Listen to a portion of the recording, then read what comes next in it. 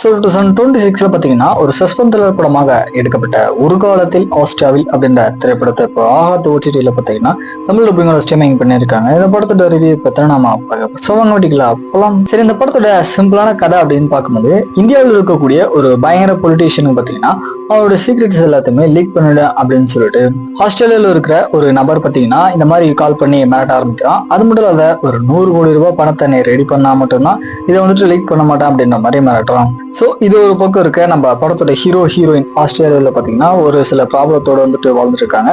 இதுக்கப்புறம் இது எல்லாமே வந்துட்டு எப்படி கனெக்ட் ஆகுது கடைசியாச்சு அப்படின்றது அந்த படத்தோட ஸ்டோரியா பார்த்தீங்கன்னா இருக்கு. ஆக்சுவலா அந்த படத்தோட ஸ்டோரி ஒரு ஷார்ட் பிலிம் கண்டென்ட்டுக்கு ஏற்ற மாதிரி தான் இருந்தாலுமே இவங்க படம் எல்லாமே பார்த்தீங்கன்னா கிட்டத்தட்ட 2.5 hours கிட்ட எடுத்திருக்காங்க.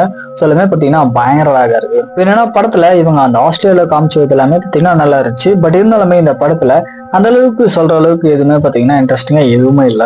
ஆக்டிங்ஸ் அப்படின்னு பார்க்கும்போது சரி, படத்துல நடிச்ச எல்லாருமே பாத்தீங்கன்னா பெருசா ஆக்டிங் எல்லாம் கொடுக்கல, ஒரு மொக்க ஆக்டிங் தான் கொடுத்துருக்காங்க அப்படின்னு தான் சொல்லணும். இந்த படம் ஃபுல்லாமே பாத்தீங்கன்னா கொஞ்சம் லோ பட்ஜெட் படம் தான். அதனாலே ஒரு ஃப்ரேம்லயுமே பாத்தீங்கன்னா பெருசா என்கேஜ்மெண்டான ஸ்கிரீன் பிளே சுத்தமா இருக்காது. ஸ்டோரியுமே பாத்தீங்கன்னா ஓரளவுக்கு ஒரு டீசென்டான ஸ்டோரி தான். அது ஆன் ஸ்கிரீன்ல முடிஞ்ச அளவுக்கு ட்ரை பண்ணிருக்காங்க. அது சுத்தமா ஒர்க் அவுட் ஆகல.